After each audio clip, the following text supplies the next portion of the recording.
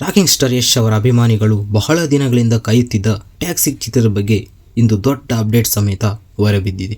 ಅದೇನೆಂದರೆ ಚಿತ್ರದ ಹೊಸ ಪೋಸ್ಟರ್ ಬಿಡುಗಡೆಯಾಗಿದ್ದು, ಜೊತೆಗೆ ಚಿತ್ರದ ರಿಲೀಸ್ ಡೇಟ್ ಕೂಡ ಅಧಿಕೃತವಾಗಿ ಘೋಷಿಸಲಾಗಿದೆ.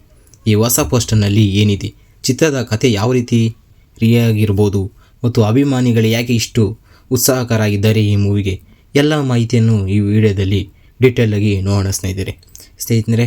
ಹೊಸ ಪೋಸ್ಟರ್ನಲ್ಲಿ ಏನಿದೆ ಅಂತ ನೋಡೋದಾದರೆ, ಇತ್ತೀಚೆಗೆ ಬಿಡುಗಡೆಯಾದ ಟ್ಯಾಕ್ಸಿಕ್ ಪೋಸ್ಟರ್ ನೋಡಿದರೆ ಅದು ತುಂಬ ಡಾರ್ಕ್ ಮತ್ತು ಇಂಟೆನ್ಸ್ ಲುಕ್ನಲ್ಲಿ ಕಾಣಿಸುತ್ತದೆ. ಪೋಸ್ಟರ್ನಲ್ಲಿ ಯಶ್ ಅವರ ಪಾತ್ರದ ಲುಕ್ ಅಭಿಮಾನಿಗಳ ಗಮನ ಸಮೇತ ಸೆಳೆದಿದೆ ಅಂತಲೇ ಹೇಳ್ಬೋದು. ಕೆಲವು ಕಪ್ಪು ಮತ್ತು ಬಣ್ಣಗಳು ಥೀಮ್ ಬಳಸಿ ಪೋಸ್ಟರ್ಗೆ ವಿಶೇಷ ಸ್ಟೈಲ್ನಲ್ಲಿ ನೀಡಲಾಗಿದೆ.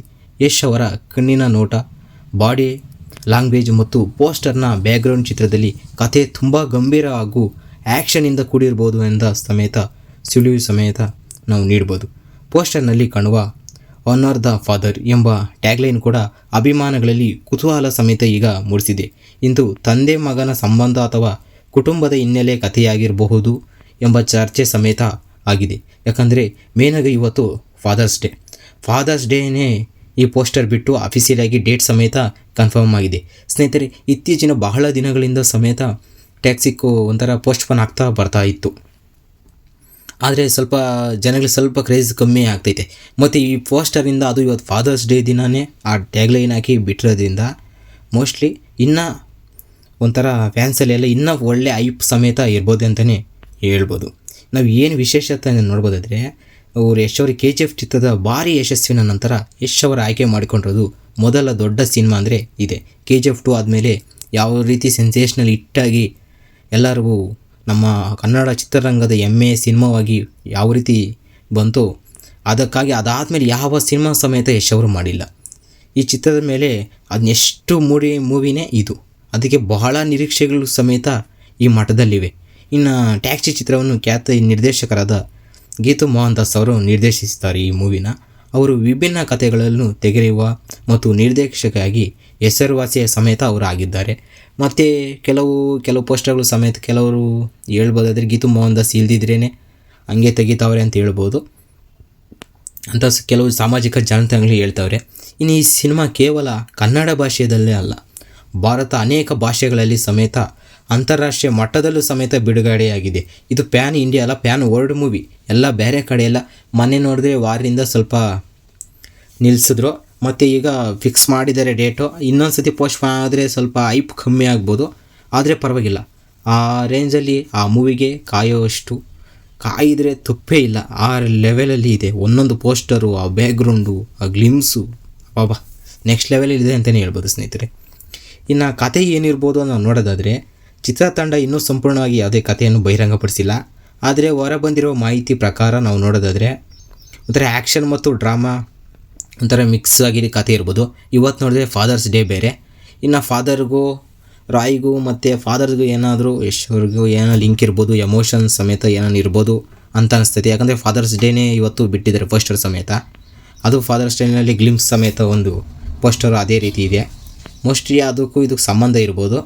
ಇನ್ನು ಕೆಲವು ವರದಿಗಳ ಪ್ರಕಾರ ಚಿತ್ರದ ಹಿನ್ನೆಲೆಯಲ್ಲಿ ಇನ್ನು ಕೆಲವು ಒಂಥರ ಗ್ಯಾಂಗ್ಸ್ಟರ್ ಮೂವಿ ಒಂಥರ ಕಾಣಿಸ್ತಾ ಇದೆ.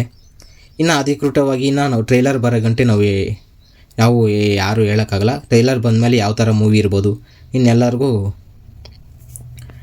ಒಂಥರ ಸ್ಪಷ್ಟವಾಗಿ ಗೊತ್ತಾಗ್ತೈತೆ.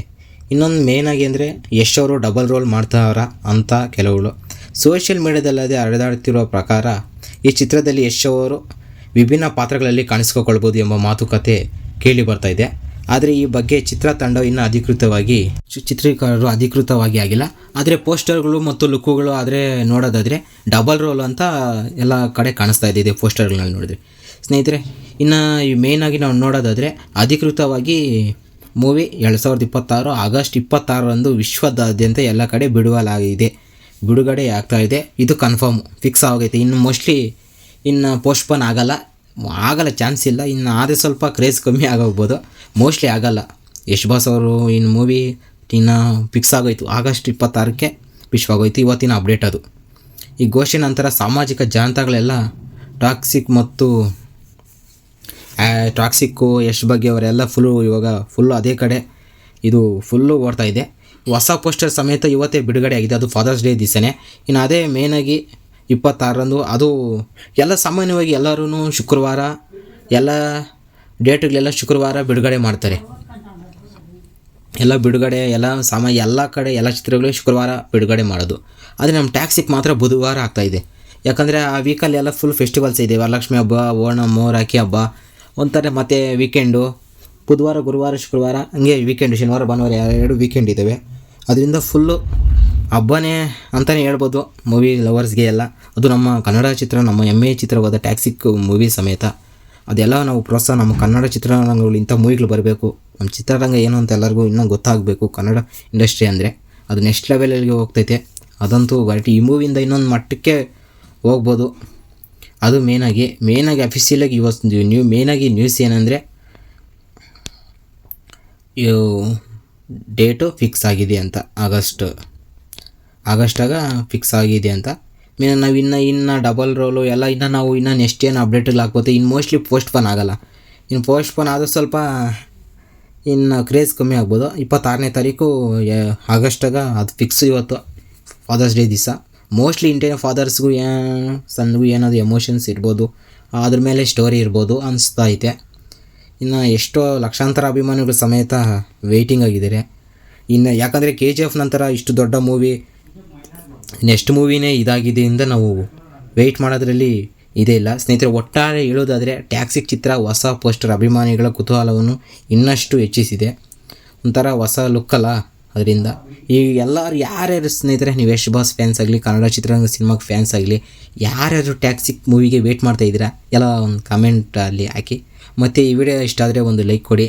ಮತ್ತು ನಮ್ಮ ಚಾನಲನ್ನು ನೀವು ಯಾರಾದರೂ ಹೊಸಬರು ನೋಡ್ತಾ ಇದ್ದರೆ ನಮ್ಮ ಚಾನಲನ್ನು ತಕ್ಷಣ ಸಬ್ಸ್ಕ್ರೈಬ್ ಮಾಡ್ಕೊಳ್ಳಿ ಫ್ರೆಂಡ್ಸ್. Thank you.